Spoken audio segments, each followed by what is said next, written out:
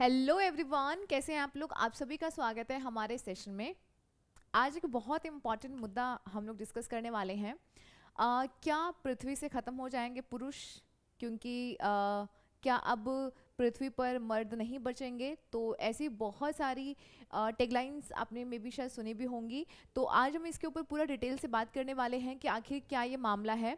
क्योंकि एक रिपोर्ट सामने आई है जिसमें ये कहा गया है कि आने वाले समय में पृथ्वी से पुरुष खत्म हो जाएंगे, यानी कि पुरुष लुप्त ही हो जाएंगे। यानी अब सिर्फ महिलाएं ही बचेंगी। और अगर पुरुष नहीं है तो आप जान ही सकते हैं कि आने वाली जो पीढ़ी है वो कैसे आगे बढ़ेगी, पॉसिबल ही नहीं है।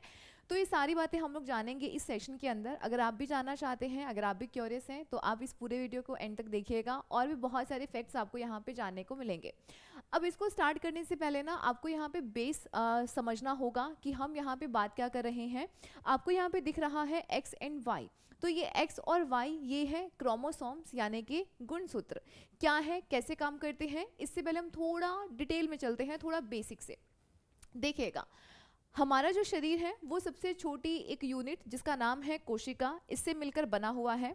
ठीक है, इसका नाम क्या है, कोशिका, जिससे मिलकर बना हुआ है। इस कोशिका के अंदर होता है केंद्रक और उस केंद्रक में होता है डीएनए। अब ये जो हमारा डीएनए है ना, तो ये डीएनए क्या है। डीएनए हमारे शरीर में एक जेनेटिक मटेरियल है, आनुवांशिक पदार्थ है, जिसमें जीन्स होते हैं जो एक पीढ़ी से आगे दूसरी पीढ़ी में लेके जाए जाते हैं। क्लियर, कैसे बात करते हैं। अब यहाँ पे आप पूरा सिस्टम देख रहे हैं ना, तो सबसे पहले हम थोड़ी सी बात कर लेते हैं। और ये हमारा जो पूरा शरीर है ना, इन्हीं छोटी छोटी कोशिकाओं से मिलकर ही बना हुआ है। तो अब आप देख सकते हैं कि हर एक कोशिका के अंदर न्यूक्लियस होगा, उसके अंदर डीएनए होगा। डीएनए में आपको ध्यान रखना है क्रोमोसोम्स, बहुत सारे जीन्स। क्लियर, चलो देखो यहाँ पर ये जो आप एक स्ट्रक्चर देख रहे हैं, इसको हम कहते हैं क्रोमोसोम, यानी कि हिंदी में आप इसको कहते हैं गुणसूत्र। क्या काम करता है ये जो गुणसूत्र है ना, यही तो बहुत काम का है। ठीक है, इसी के पीछे तो ये पूरा एक बवाल सा मचा हुआ है कि क्या आने वाले टाइम में सच में पुरुष खत्म हो जाएंगे धरती से, सिर्फ महिलाएं ही रहेंगी, तो कैसे गाड़ी चलेगी ना। तो ये सारी चीजें हैं। तो यहाँ पे देखिएगा, ये जो क्रोमोसोम है ना, ये बने होते हैं डीएनए, डीएनए से जो नाभिक में मिलता है, और प्रोटीन से। ठीक है, प्रोटीन कैसा, हिस्टोन प्रोटीन। तो इस प्रकार से बहुत सारे बंडल्स होते हैं और इसी से ही ये पूरा गुणसूत्र बना होता है। और इस गुणसूत्र पर होते हैं छोटे छोटे छोटे छोटे जीन्स। क्या होते हैं, जीन्स। अब यही जीन्स ना एक पीढ़ी से दूसरी पीढ़ी में जाते हैं। अगर आपसे कोई पूछे कि मानव शरीर में एक कोशिका में कितने गुणसूत्र होते हैं, तो आप बोलेंगे कि वो होते हैं 23 जोड़े, 23 पेयर बोल दीजिए, या फिर आप इनको बोलते हैं 40 गुणसूत्र पाए जाते हैं। 23 पेयर या फिर 40 गुणसूत्र पाए जाएंगे। अब यहाँ पे हम ये बात करते हैं, आपने देखा होगा कि महिला और पुरुष, ठीक है, महिला में अब यहाँ पर ना गुणसूत्रों में भी अलग अलग वैरायटी है। कुछ गुणसूत्र ऐसे हैं जो आपका पूरा शरीर बनाएंगे, आंख, नाक, कान, हाथ, पैर, ये सारी चीजें आपके अंदर के ऑर्गन। और कुछ गुणसूत्र ऐसे हैं जो ये डिसाइड करते हैं कि जेंडर कैसा होगा, यानी कि पुरुष होगा या महिला। ठीक है, तो इसके बारे में हम थोड़ी सी बात कर लेते हैं। आपको यहाँ पे थोड़ा ध्यान रखना है कि मैंने आपको बताया कि 23 पेयर होते हैं। ओके मैम, ये तो हमें पता चल गया। अब इस 23 पेयर में ना 22 पेयर यानी कि 44 तो ऐसे होते हैं जो आपकी काया का निर्माण करेंगे। ठीक है, यानी कि आप उनको बोलते हैं ऑटोसोम कहते हैं। ये आपका शरीर बनाते हैं, ये आपकी काया या आपके शरीर का निर्माण करते हैं। और इसी वजह से हम इनको कायिक गुणसूत्र कहते हैं। क्या बोलते हैं, कायिक गुणसूत्र कहते हैं। क्लियर। अब एक जोड़ा ऐसा है, एक जोड़ा यानी कि 1 पेयर एक ऐसा है जो ये डिसाइड करेगा कि आने वाला बच्चा लड़का होगा कि लड़की होगी। तो उस पेयर में ना आप ध्यान रखिएगा, फीमेल में तो होता है XX और पुरुष में यानी कि मेल में होता है वो गुणसूत्र XY। क्लियर। अब आपने देख रहा है ना कि ये जो वाई गुणसूत्र है ना, बस यही देखेगा, यही डिसाइड करेगा कि आने वाला बच्चा लड़का है या लड़की होगी। तो बेसिकली पूरा किसके ऊपर डिपेंड हो गया, पुरुष के ऊपर डिपेंड हो गया कि लड़का होगा कि लड़की होगी। देखिएगा, अब हम यहाँ पे थोड़ी सी बात कर लेते हैं कि मैंने आपको बताया कि 23 जोड़े गुणसूत्र होते हैं जो हमारे सेक्स को डिसाइड करते हैं, जो हमारे जेंडर को डिसाइड करते हैं, उसे हम कहते हैं सेक्स क्रोमोसोम यानी कि लिंग गुणसूत्र कहते हैं। आई होप इतनी बातें आप समझ गए हैं। तो महिला में होते हैं XX और पुरुष में होते हैं XY। अब बात करते हैं, अब देखो कैसे होता है फर्टिलाइजेशन, कैसे एक बच्चा पैदा होता है। जैसे कि ना महिला में, अब देखो हमारे यहाँ पे गॉनेट सेल्स होती हैं जिसे आप ओवम यानी कि अंडाणु और स्पर्म यानी कि शुक्राणु, अंडाणु मिलेंगे महिला में और शुक्राणु या स्पर्म मिलते हैं पुरुष के अंदर। तो ये जो XY है ये है पुरुष और ये है महिला।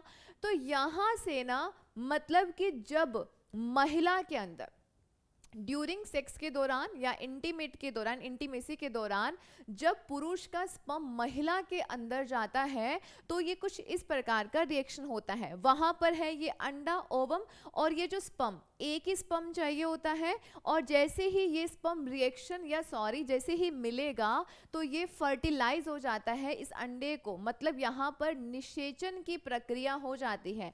तो जैसे ही निषेचन होगा उसके बाद में उसके अंदर सेल्स बनने लगती हैं। यहाँ पर निषेचन हुआ और निषेचन होने के बाद ना कोशिका में विभाजन शुरू हो जाता है और जैसे जैसे विभाजन होगा वैसे वैसे यहाँ पर और सेल्स बनेंगी, अंगों का निर्माण होगा, धीरे धीरे एक शरीर बनता जाएगा और फाइनली 9 महीने के बाद बच्चा पैदा हो जाता है। ठीक है, फर्टिलाइजेशन का पहला दिन 5वें दिन तक आप देख रहे हैं, देखो कितनी सारी कोशिकाएं बन गई।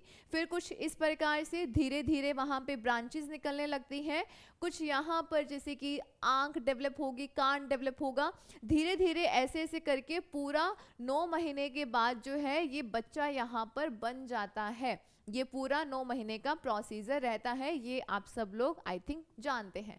तो दिक्कत कहाँ पे है मैम, दिक्कत कहाँ पे है भाई, यहीं पे दिक्कत है। ये जो ना अब यहाँ पे रिसर्च में पाया गया है, proceedings of the National Academy of Science, इसने रिसर्च करा है और इसने कहा है कि धीरे धीरे ना पुरुषों में ये जो वाई गुणसूत्र है, इसमें जो जीन्स हैं वो धीरे धीरे खत्म हो रहे हैं। मैंने आपको बताया गुणसूत्रों पर जीन होते हैं और वही जीन एक पीढ़ी से दूसरी पीढ़ी में जाते हैं। तो ना यहाँ पर जो एक्स क्रोमोसोम है इसके पास तो लगभग 900 जीन है और ये जो वाई क्रोमोसोम है इसके पास लगभग 55 के आसपास ही जीन है। और धीरे धीरे क्या हो रहा है कि ये जो वाई गुणसूत्र है ना ये अपने जीन को लूज करता आ रहा है, यानी कि धीरे धीरे ये जो जीन है वो धीरे धीरे खत्म हो रहे हैं।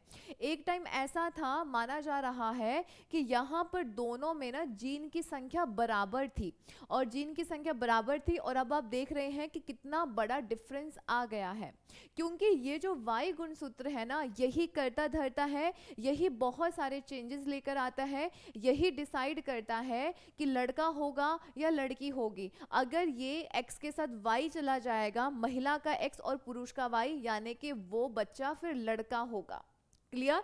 और देख लीजिएगा कि इतने, अब ये काम कैसे करता है, इसके अंदर ना एक जीन होता है SRY, ये जो SRY जीन होता है यही रिस्पॉन्सिबल है। अब आपने देखा होगा महिला और पुरुष में अलग अलग अंग होंगे, तो पुरुषों के अंदर ये जो वाई गुणसूत्र है इसमें एक जीन होता है जो बच्चे के 12वें हफ्ते में, बच्चा जब 12 हफ्ते का होता है उस समय पे वो टेस्टिस को डेवलप करने लगता है, मेल हॉर्मोन्स को रिलीज करने लगता है, जिससे टेस्टिस का निर्माण शुरू हो जाता है। क्लियर। तो वहीं से बस लड़के का जो प्रोसीजर है वो शुरू हो जाता है। अब यहाँ पर ये बोल रहे हैं कि पुरुषों में ये जो गुणसूत्र है ना अब वो धीरे धीरे खत्म हो रहा है। अब ऐसा है कि अगर इसकी जगह पे कोई नया जीन डेवलप नहीं हुआ ना तो पुरुष जो है वो धरती से खत्म हो जाएंगे। बहुत ही इम्पॉर्टेंट मुद्दा है। तो फिर आगे कैसे चलेगा साइकिल, कैसे लाइफ चलेगी, इसके बारे में हम थोड़ी सी बात कर लेते हैं। क्लियर, ये सारी बातें हमने देख ही ली हैं। यहाँ पे 12th वीक में बच्चे में टेस्टिस का डेवलप होना शुरू हो जाता है। क्लियर।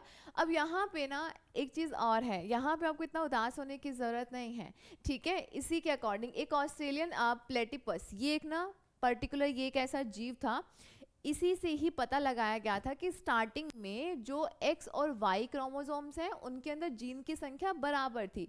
धीरे धीरे क्या हुआ, जो वाई गुणसूत्र है उसके अंदर जीन की संख्या कम होने लग गई, ठीक है। अब कम होने लग गई तो अब जस्ट कितनी ही बच गई है, 55 ही बच गई है, जहां पर पहले कितने थे, 900 जीन से। तो चिंता का विषय है, बट टेंशन नहीं लो, अगर ये प्रोसीजर होगा बहुत लंबे समय के बाद होगा। यहाँ पे अगर ये विलुप्त हो भी रहे हैं तो बहुत ज़्यादा लंबा टाइम लग रहा है, बहुत ज़्यादा लंबा लग रहा है।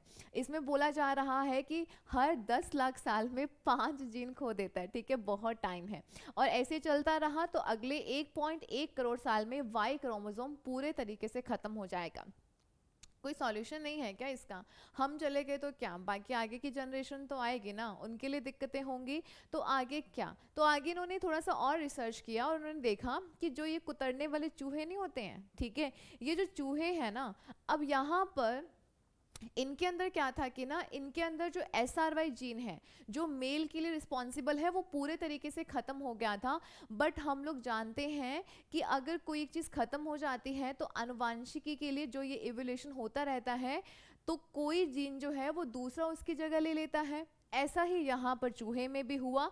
तो यहाँ पे ना SOX9 ये एक जीन था जिसने SRY की जगह ले ली, और मतलब पूरा वाई क्रोमोसोम खत्म होने के बाद भी मेल तो पैदा हो रहे थे चूहे के अंदर। तो उसी से पता चला कि कोई बात नहीं, अगर SRY क्रोमोसोम खत्म हो गया तो उसकी जगह पे कोई दूसरा जीन जो है वो उसकी जगह ले लेगा। तो होप सो ऐसा ही पुरुष में भी होगा, पुरुष का जो वाई क्रोमोसोम है उसके अंदर भी होगा, और चांसेस हैं, क्योंकि उम्मीद पे ही दुनिया कायम है।